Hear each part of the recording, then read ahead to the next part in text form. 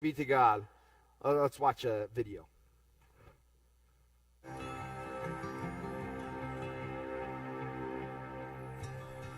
One of the most shocking findings of my work was the idea that the most compassionate people I have interviewed over the last 13 years were also the absolutely most boundaried. Because most boundaried. So I'll give you a great definition of the definition of boundary that I use in the book. Boundary is simply what's okay and what's not okay. What I think we do is we don't set boundaries. We let people do things that are not okay or get away with behaviors that are not okay. Then we're just resentful and hateful. Me, I'd rather be loving and generous and very straightforward with what's okay and what's not okay.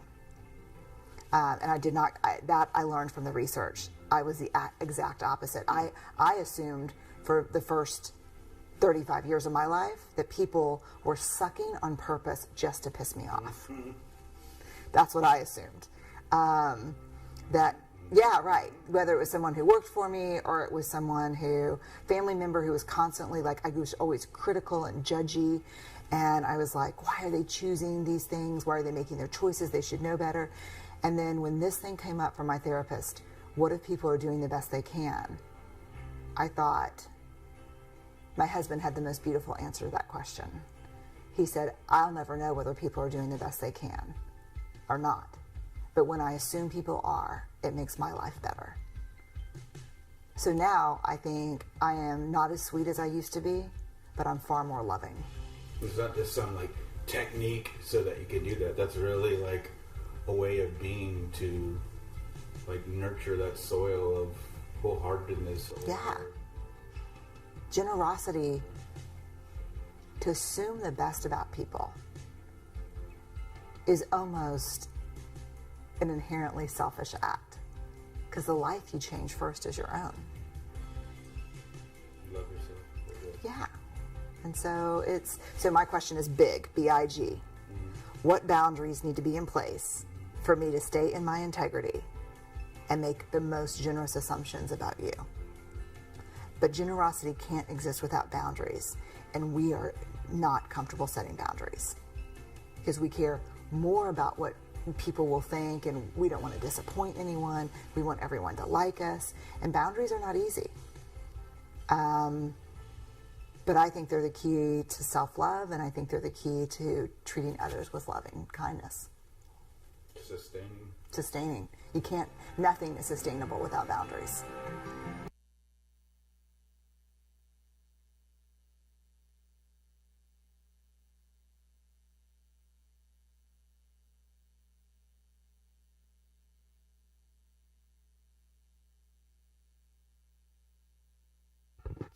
So you heard in that video that I won't repeat the word because I know that there's probably some people who are not allowed to use that word. But people were being terrible on purpose just to piss her off. You heard that in the video. That was the dum-dum part, right? The people were just being dum-dums just to make us mad. And that's this idea. That's what starts this idea of boundaries. I'm going to tell you a story. There's a few years ago that Kayla and I, when we were living in South Dakota, we went to an amateur hockey game, the Sioux Falls Stampede, and we were going that night, the two of us, but we were going to meet up with a church group. I wasn't leading it, but I was going to just be with the group that night. And so as we were making our way to the seats that we were in, we stopped at the concession stand, of course, to grab a few things. And as we were waiting in line, somebody that we knew, somebody that was very important to us, or very important to what we were going through at that particular time, was walking by, and we started up a conversation while we were in the line of the concession stand. And we talked as we waited in line, and as we got our stuff, I just sort of assumed that was going to be the end of the conversation, that we'd make our way to our seats, and we would put on hold this very important conversation, this thing that needed to be talked about for a more official capacity, and we would get on with our night. I think Kayla and I sat down in our seats at the beginning of the third period. If you don't know hockey, that is the final period. All right? That is the final period. We ended up sitting and talking with this person for the majority of the game. So we missed the majority of this game to have this conversation with this particular person rather than going and being together, Kayla and I, and also being together in community with these people at church. We spent more time having this conversation that didn't need to happen right then and right there, but happened right then and right there. Now, I tell you this story because I often think of this particular story when I think about boundaries. Because because that thing that happened on that night at that hockey game won't ever happen to us again. It won't. Because Kayla and I, since that night, have determined that if it's not an emergency that can't wait until the next day or another day, even if it's really, really, really important, which that conversation was, really, really, really important, that our time together as husband and wife and our time in community with other people is also important. It is also important, and our time together doesn't take backseat to everything else. So that won't happen to us again. I won't let it. We should have told that person that night that conversation could have waited. That right there and right then was not the time that it needed to happen.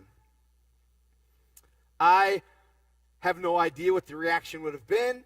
Probably wouldn't have been great. Nobody really likes to be told that they can't, that this isn't happening right now. That you've maybe been in an interaction like that and have told someone that something like that, and usually it's not received very well. That night we did not have the right boundaries in place, and even more, we didn't have a way of putting those boundaries into action. We didn't have a plan for how to enforce them or how to make sure that somebody knew what was okay and what was not okay. And taking us away from a night, taking me away from hockey, I mean, come on. But taking us away from a night of being together and with other people was not okay. In that particular instance, that was not okay. And we knew it. It felt gross it felt yucky when we were doing it, or when we were having that conversation, but we didn't have a way out. We were stuck because we didn't know how to do it. And situations like that one are difficult. They don't feel good because they often require some sort of uncomfortable or maybe even painful interaction with somebody else. We're not sure what kind of reaction we're going to get when we tell somebody that this is not okay. Again, people don't like to hear that. It's against everything that Kayla and I are about to come across as cold or rude to someone on purpose. Sure, we probably come off as cold and rude every once in a while, but we don't do it on purpose, I promise. But that's why boundaries are so difficult. That's why boundaries are so difficult, because they are direct and they are honest, and when they are done right, they are firm. They are immovable. And we are not good with direct and honest and firm, are we? We're not good with doing it, and we're not good with receiving it. But what Brene Brown finds in this, the way that she starts this video, is actually the most compassionate people that she encountered in all of her research. And she does research on vulnerability, and she does research on empathy and compassion and boundaries. In all of the research, on all the conversations that she had with people, she realized that the most compassionate people are the people who have the best boundaries. She said the most boundaried. Which doesn't mean that they have the most boundaries, that they have the most ways of taking themselves away from people. She just means that they are the ones that actually have boundaries and abide by them. That those are the most compassionate people out there. Somehow the people who are most direct, most honest, most firm about what's okay and what's not okay, even though we might think those things come across as harsh or maybe even insulting, they are actually the most compassionate people. Why? Because boundaries are not actually a way of separating us from one another. That's not what they're for.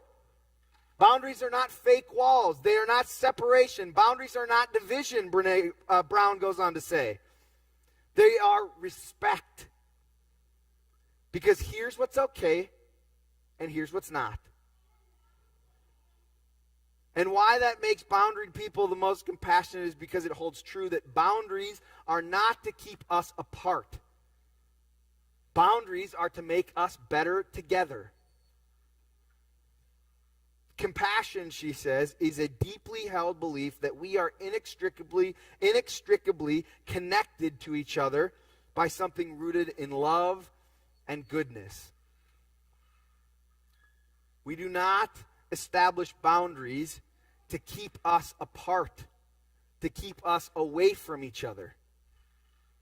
Yes, that is how they act sometimes. But it's actually so that we are more prepared, more well equipped and suited to be together with one another in a compassionate way.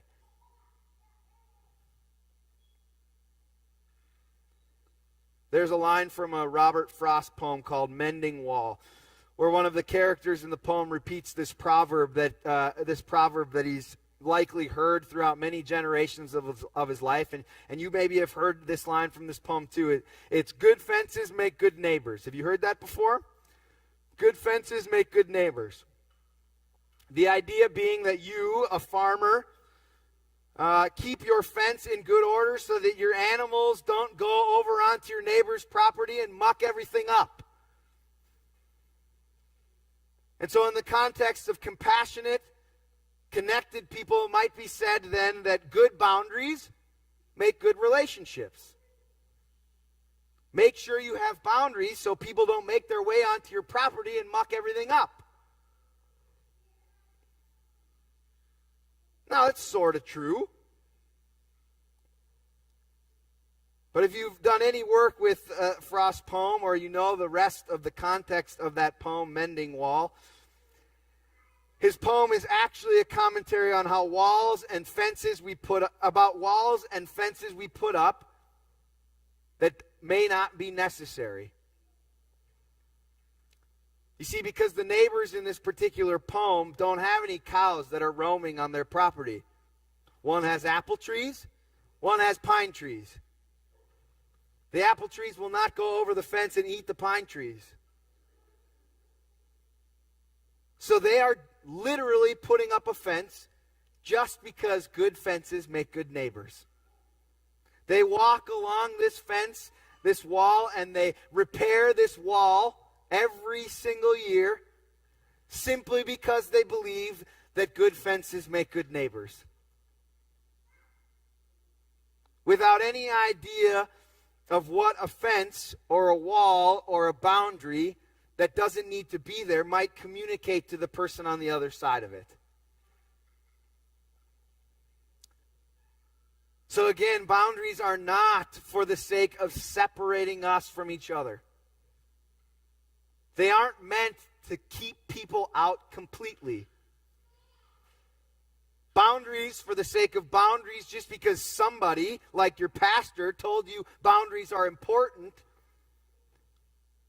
If you just go home and you decide that all of these boundaries are good because Pastor Adam said boundaries are important, those boundaries that you set because of that will actually end up alienating us from each other.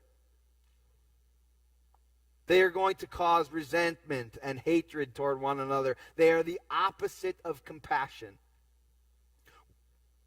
Yes, good boundaries do create healthier, better, more compassionate and empathetic relationships. But boundaries, just to have them, just to enforce them, just to keep what's mine separated from what's yours, those kinds of boundaries are destructive and harmful. Those ones are fences just for the sake of fences. Boundaries just for the sake of boundaries.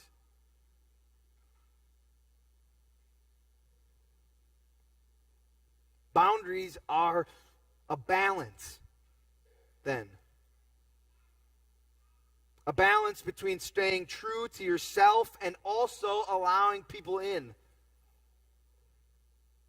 They don't work if they are selfish any more than they do if they don't exist at all.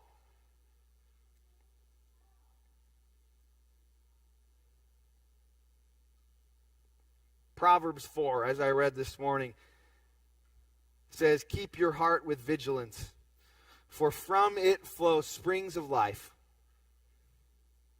This proverb may be a little bit better than that proverb in Frost's poem. Keep your heart with vigilance, for from it flow springs of life. To me, what that says is when we keep what's core to who we are, whatever holds our heart, whatever makes us, us. When we keep that from being affected, life for us and for the sake of others flows from us. When we do that, when we guard our hearts, when we keep our hearts, what's core to who we are, we find life for ourselves and we are able to give life to others. When we set boundaries, we create lives that are more open to life-giving relationships. When we set boundaries, we eliminate the hate and resentment toward others for simply doing their best. Because we know what's not okay and what's not okay for us, and we go into relationships, we go into relationships with other people with more compassion, with more empathy, with more openness to experience life with them. Now, this work is really hard. To establish and to maintain healthy boundaries feels like the opposite of being gracious and compassionate sometimes.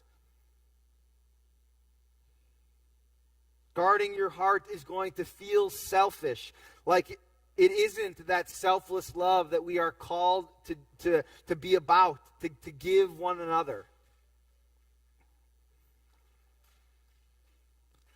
But I do want you to make sure that you remember, in all of the ways that you work for other people in this world, all the ways that you give of yourself, all the ways that you are selfless and you give love away, I want you to remember that Christ died for you too.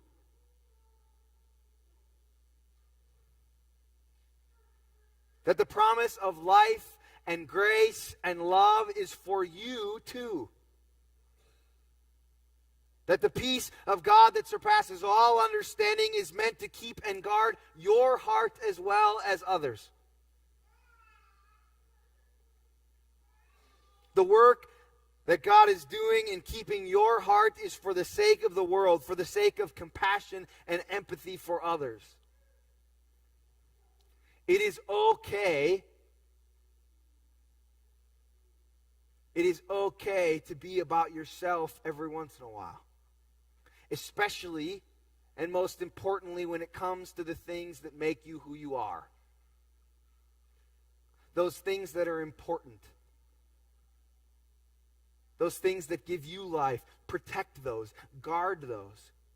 Be honest and direct and firm about protecting those things so that you are better prepared to be in a relationship, compassionate and empathetic relationship with your neighbor. That is what Jesus did. When Jesus was a human being here on earth, that is what Jesus did. Jesus knew what was okay and what was not okay, and he abided by that. And Jesus is the best example we have of compassionate and empathetic relationship with humankind. Keep your heart with vigilance, for from it flow springs of life. The life that is given to each of us from God through Jesus Christ, it flows from us when we do that difficult but important work of guarding our hearts, of creating boundaries, Not boundaries for the sake of boundaries, not boundaries to keep us apart from each other. Boundaries that make us more open to receiving and being in meaningful relationship with one another. Keep your heart with vigilance, for from it flows springs of life. Know that your heart is kept by God in Jesus Christ, and that the work of boundary making, the work of guarding your heart, is a holy thing, meant to put you in better relationship with one another and with God, to be more compassionate, more empathetic, more life-giving human beings. This is the work of God, and this is the work that we are called to participate in. Let us pray. Gracious and holy God, we give you thanks for the ways that you have given us a spirit to guard our hearts against the powers of this world. God, we ask that you continue to work within us to set good boundaries so that we can be in good relationship with one another. Help us to be firm and to be direct with what is okay and what is not okay. For the smaller things in our life, but also for those bigger, more important things. God, we know that it's difficult work, but you are alongside us in it, and you help us to do it. We give you thanks for the example of Jesus Christ, who did the same when he was here on earth with us, and did it for the sake of us, so that we might have life and love and grace to share with the world. God, we know that when we do these things in your name, we are more compassionate and more loving to our fellow human being. So bless us as we go from this place to do this important work, knowing that you walk alongside us and take every step with us. In Jesus' name we pray. Amen. Let's stand.